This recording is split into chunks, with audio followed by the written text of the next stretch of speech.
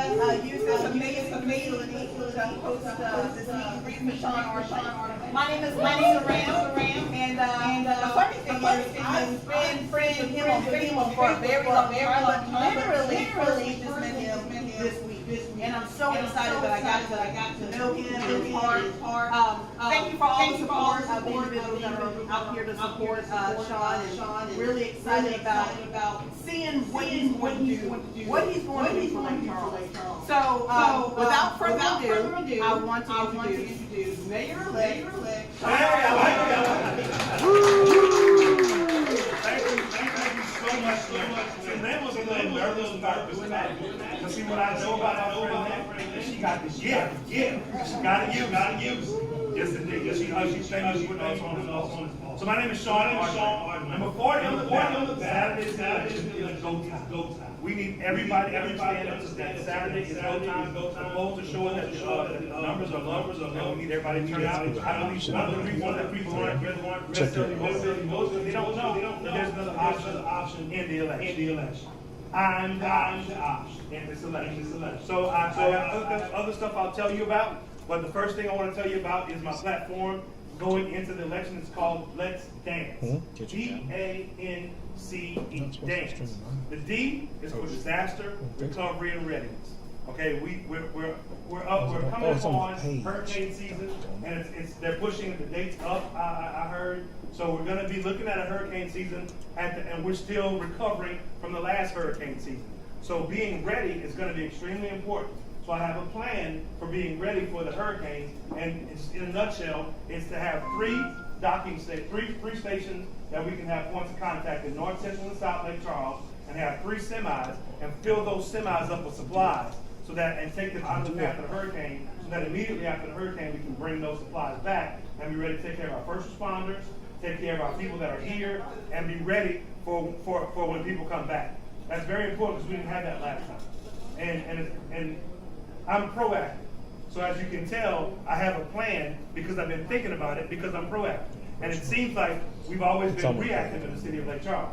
We're always waiting for stuff to happen and then responding to it. And that's not the way a city should run. That's not the way you run your household. So that's not how we should run the city. So that's the recovery. That's the recovery and repair. So then we got the A. The A is acquire and retain world-class talent. We have a deficit here in Lake Charles of talent. We have a deficit because we don't pay attention to the talent that we have here. We don't try to keep the talent here because we love low-hanging fruit. We don't try to get new businesses. We don't try to get new industries. We just get what's been here the whole time, and we just roll with it. We are in such close proximity to Austin and Houston that we should be mining all the talent that's there and bringing it here. First of all, we should mine the industry. I heard that Tesla is in Austin now, and HP is in Houston. So if Tesla's in Austin and HP is in Houston, why can't we have somebody here? We got land, we got food, we got great people, we got great music. But what we don't have is somebody going out and getting the business because they've always been able to have what they needed without having to work for it. Give you a little bit of my background for me. I'm a 2-time Grammy-nominated artist, Creole rock and soul artist. Now you don't get Grammys by staying home waiting for the Grammys to come to you. It's peer elected, and it's national. It's an international organization. So that means to get votes, you got to know people. You got to get out there and network. You got to put a hand in the face, chest to chest, face to face, heart to heart, and get it happening. But you got to have a good product to get it because there's a standard, right? So this city has never gone out and gotten business and got aggressive about going and getting business. I will go out and get the business because I already see that we have people, because of where we live, we have people going to Houston, going to MD Anderson all the time. They take money, they take time. So why can't we go to MD Anderson and say, hey, why not bring a satellite office here in Lake Charles? You know what I mean. It makes sense. Why haven't we thought about that before? Because we're not proactive. We want to wait for it to come to us. And then when it comes, we over-negotiate like we did for the river, for the lakefront, and right up by the bridge, and buggies and everything else has come, and they go, like casinos, they just tap out and walk out. Because we just tried to show them how to do their job, and that's what they do. Our job is be a city. So be a city.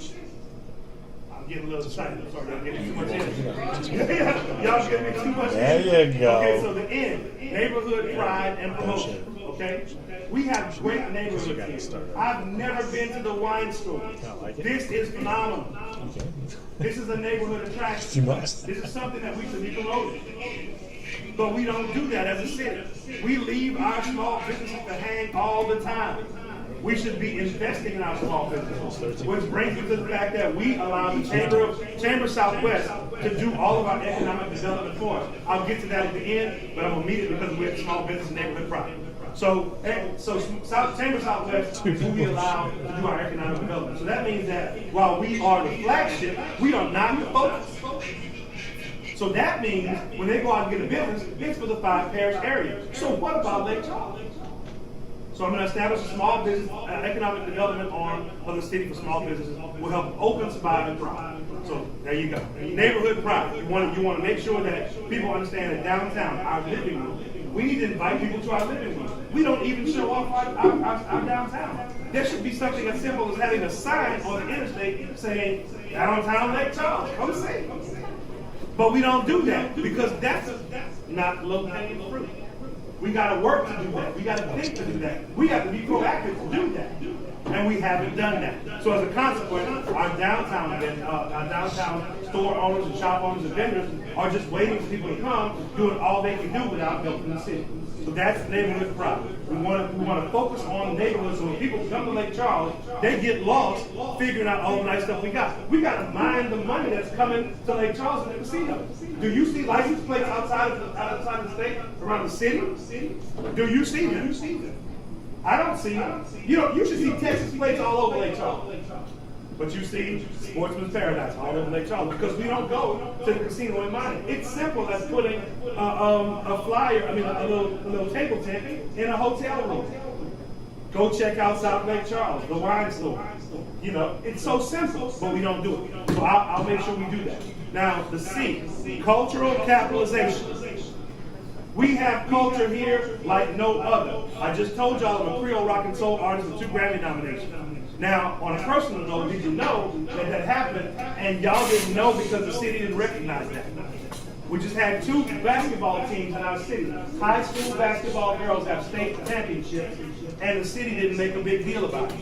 One of those teams was a back-to-back victory and the city made no bones about it. That doesn't make sense. You want to live in a city where the city takes pride in you and what you do and its accomplishments. Our culture is that we are like a family, that we are a great place to live, raise a family, and do business. But it doesn't seem like the city wants to invest in that, and so that's why I'm running. Because I'm a small business person, and when my business was winning, something that would have attracted people to the city saying, look, this guy just got 2 Grammy nominations, and he's from Lake Charles, Louisiana. But they didn't do that. They let it happen, let it pass, and the rest of the country was like, hey. Lafayette was like, look. And I'm tired of losing to Lafayette. Y'all just don't even understand. I am so tired of losing to Lafayette. How many of y'all shop in Lafayette? Raise your hand. So did you get, what happened when you backed up? It's okay. And everybody's hands go up. And they stay there. It's working. Because that's a problem for me. We lose revenue every single day because we don't want to go past low-hanging fruit. We've got to go out and try to attract these businesses here so that our citizens stay here and spend money in Lake Charles, Louisiana, not Lafayette. We love Lafayette, but we don't like losing to Lafayette. I've been here for 30 plus years, longer than that. I've been here most of my life, and it's been the same ever since. And it's because we passed up on opportunities. We should have had the oil center. We let it go. Lafayette took it and blew up. We can't pass up on opportunities that can change our lives. We can't keep doing that. Now, the C. So now we're down to E. Economic development. Economic development is so important. Because if we don't take interest in the city and the direction that we're going, we're going to end up like these cities in Alabama and Mississippi that when I'm driving through the country, I see them, they're dead. They're gone. There's nobody there, there's no industry there, there's no business there, and it's because they didn't do it on purpose. We've got to do everything on purpose. We've got to be proactive so that we can take care of our city and make our city what it's supposed to be. What we all thought it could be. But the people that we elected there obviously don't see the same vision. I don't know what city they're living in. It wasn't live. But the city I'm living in needs some work. And then I go, we'll click It this. needs turn work. this off. We're on economic And then development. it'll be Y'all live. look. Besides that, I want to get an architectural standard for the city because whenever you drive on I-10 and when you drive around the city, it looks like a hodgepodge, like a quilt, like a patchwork quilt. You take a drone and you go up, everything looks like, oh, they just put some, oh, there's a neighborhood, there's another neighborhood. But there's nothing putting it together. So we need to get an architectural standard so that we can be recognized as a city. One of the first things I'll do is challenge another city, not Lafayette, because we ain't ready for that yet. I hope to challenge another city for a clean city contest. Because right now, after the hurricane, we got issues. We got some issues. And if we use the N, the neighborhood pride, and we start challenging neighborhoods and challenging us to challenge another city, because whenever the hurricane came, we were so unified it wasn't even crazy. So unified. So we always step up to a challenge. So that's why I'm gonna challenge the city. If we step up to the challenge, I'm gonna make a challenge. I'm gonna make a clean city challenge in our city, and that's gonna help us to get what we need to get with the architectural standard, also property standard. We get a property standard because like on Highway 14, 171, Ryan Street, it needs to look unified. We can't keep letting gas stations come. It's a zoning issue. Who's letting this happen? On whose watch are we becoming a hodgepodge? It wasn't mine. But if you want something different, if you want something better, I'm that guy. I don't have to be mayor. I'm doing this because God put it on my heart to run. And when he put it on my heart to run, I started looking into this, and I found so many inconsistencies, so many things that was wrong, so many things that could be better if you just took the time to look and think and ask a question. We would not be here. But nobody wants to do that. So last story, I'll tell you why it didn't happen that way. I love this. You might have heard the story before. So there's a little girl, she's cooking with her mom, right? Mom cuts the end of the roast off. She goes, Mama, why'd you cut the end of the roast off? She said, baby, that's how we've always done it. But why, Mama? You're not kidding. Why, Mama? Why? Well, let's go ask Mama. They go to Mama, why'd you cut the end of the roast off? Well, baby, that's because we always done it that way. It tastes good, don't it? Yeah, but Mama, why? She said, well, I don't know. Let's go talk to Big Mama. So they go to Big Mama. Big Mama, why do we cut the ends off the roast? She said, well, baby, when we got married, I didn't have a pot big enough for a roast, so I had to cut the end off of it. So for 4 generations of that family, they cut the end off of a roast because nobody asked the question why. If you want somebody to ask the question why, if you want somebody to fight for you, to help me rebuild and reimagine Lake Charles, we can do this together, we can change it and shock the world. Because I'm believing, and you got to talk about this, and this is how I roll. I'm believing I'm going to get, to win an election in this city, you got to have the majority of black people, 10 to 15% of white people.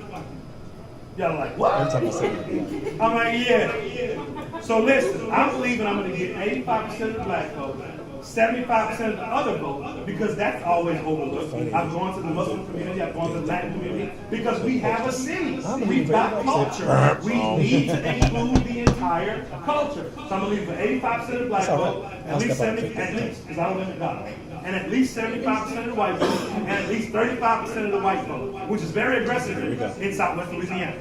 But I believe that it's a doable thing. And when that happens, I will, as you know I can because I got the 2 Grammy nominations, I will go on a marketing tear to tell everybody, the world, that Lake Charles overwhelmingly voted for change and for unity. And now I can go to the tech companies who are fleeing California in droves and say, we got land, we got tax breaks, and look, they elected me. You can bring your family here, you can bring your family here and feel safe. You can bring your family and come and experience boudin and cracklin and gumbo and sauce and corn and zydeco and Cajun music, and you can come over here and just get fat and happy with us. So look, I'm Sean Ardoin, I'm a 40 in your ballot. Please consider me on Saturday. Tell your friends. We need everybody to understand because I was just on the phone with somebody just now. He's a guy in this city. You might know his name, but I'm not going to tell you his name. I can't tell you his name. There's a question. I got to have some. So look, I'm talking to him. I had met with him. He's a lawyer, right? He says, well, I got to meet with Nick as well. You got to see what's going on with him. And I said, well, are you happy? He said, no. We walked in Greenwood, 30 houses. Are you happy? No. But see, they got to be unhappy enough to vote, or at least knowledgeable enough that there's an alternative to vote. Because what he told me on the phone was, honestly, Sean, if I can't decide between you and Nick, I'm not going to vote. Good idea. Don't vote. Yeah. So if he doesn't vote, how many people are going to do that?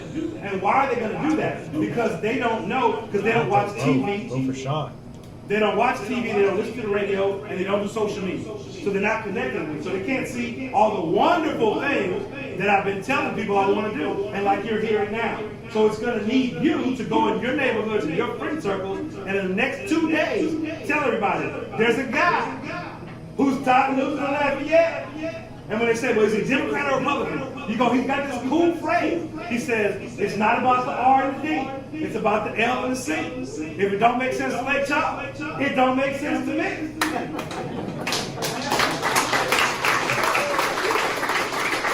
And you got to let them know that it's not about Republican and Democrat, it's about Lake Charles. And if they can get past that and go vote and vote for me, granted, it's going to be hard. Because we got a lot of issues. Transportation needs work. You should be able to ride the bus. There should be a bus going up and down Ryan Street. It's so simple. But we've never thought about it. So on that, I don't want to give you too much information. We got a 90% investment from the federal government now.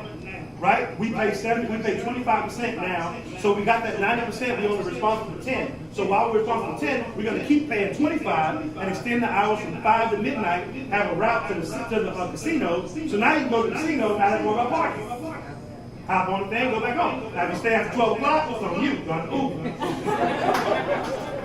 But hey, before that, hey, get your drink on, hey, come to bodega, man, you can do that. Right? So we have stuff that's going on. I'm thinking outside the box, asking questions. Low-hanging fruit is not my taste bud. I want to get it. I want us to win. I'm tired of losing Lafayette. Number 40 in the ballot. Tell everybody Saturday, 8 to 8, go vote, and we can win, and we can rebuild and reimagine Lake Charles together. I'll stay here if you want to holler at me individually. We can talk. Thank y'all for coming.